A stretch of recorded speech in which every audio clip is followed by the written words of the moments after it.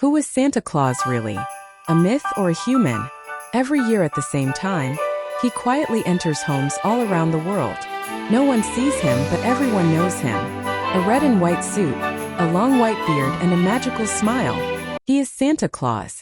But who is this bearded stranger? The ghost of a saint over 1,000 years old? Or a figment of corporate imagination? Or perhaps a hope, a guardian angel we all carry within?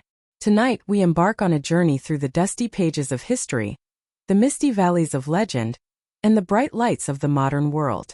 Our aim is to follow a single question: who was Santa Claus really?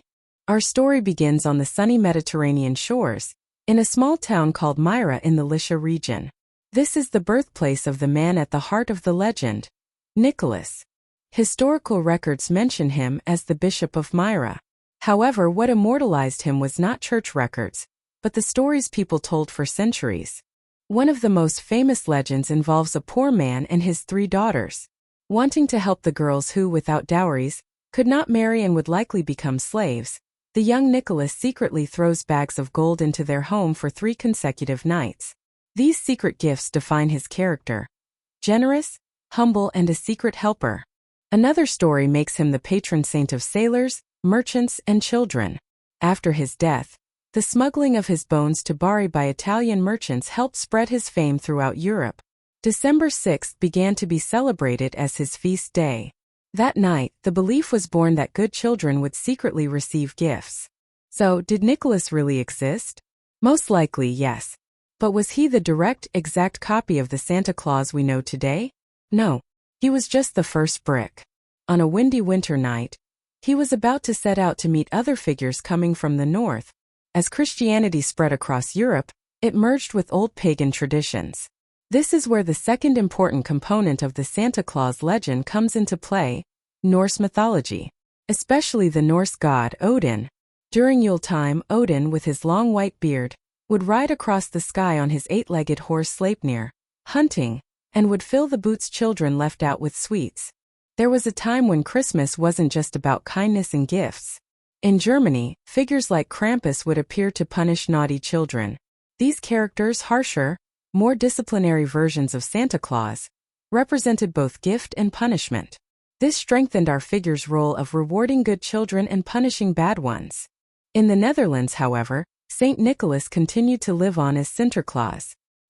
He would arrive from Spain, ride his horse, and distribute gifts to children with his helper. When Dutch immigrants brought this tradition to New Amsterdam, today's New York, the stage was set for the birth of Santa Claus in America. 19th century America needed Santa Claus from his raw form and gave him his current shape. Writers brought him to the center of popular culture. Clement Clarke Moore's 1823 poem, A Visit from St. Nicholas, the Night Before Christmas, defined the details: tiny reindeer, sliding down roofs, a sack full of toys. Cartoonist Thomas Nast, in his political cartoons of the 1860s, depicted him as a jovial, plump figure dressed in red, with a workshop at the North Pole. And then came perhaps the most iconic touch: Coca-Cola. In the 1930s, wanting to boost drink sales during winter, the company commissioned artist Haddon Sundblom to create Santa Claus illustrations.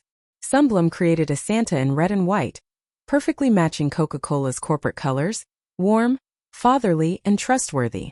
These images were so powerful that they standardized Santa Claus's final appearance in the eyes of the world. Thus, the generous Bishop of Myra, the mythological figures of the North, and European folklore came together in American literature, art, and advertising to transform into a universal icon. He was no longer just a saint but a brand. What about the North Pole? How did this idea emerge? Thomas Nast's drawings and the romance of geographical discoveries placed his home in the world's most mysterious, inaccessible corner: the North Pole. Finland embraced this idea and declared Rovaniemi his official residence. Today, children from all over the world send letters there. Cinema and television kept the myth alive. Films detailing how he lived, fed his reindeer, and made toys elaborated and concretized the legend. Shopping malls brought him before us in person. For children, this was the moment magic turned into reality, and the world colored him in its own hue. In Russia, Ded Moroz, Grandfather Frost, wears blue and comes with his granddaughter Sneguraka. In Italy, there is the witch Befana, who brings sweets to good children and coal to naughty ones. Every culture adapted this magical gift giver of winter to its own traditions. So, who was Santa Claus, really? History shows us Nicholas of Myra. His traces in stones in ancient texts. Anthropology shows us Odin, Krampus, countless folkloric figures. Its roots reach back to humanity's ancient dance with winter and mystery. Marketing history stops us in New York, at Nast's drawing board in front of Sundblom's canvas. Perhaps the real answer is not in any one of these stories, but within all of them. Santa Claus is a fiction, but the idea itself is real.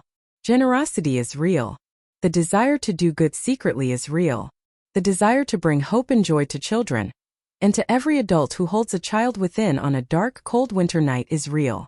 He began as a saint in Myra, grew in the winds of the north, took shape in America's imagination, and ultimately, found a home in all our hearts.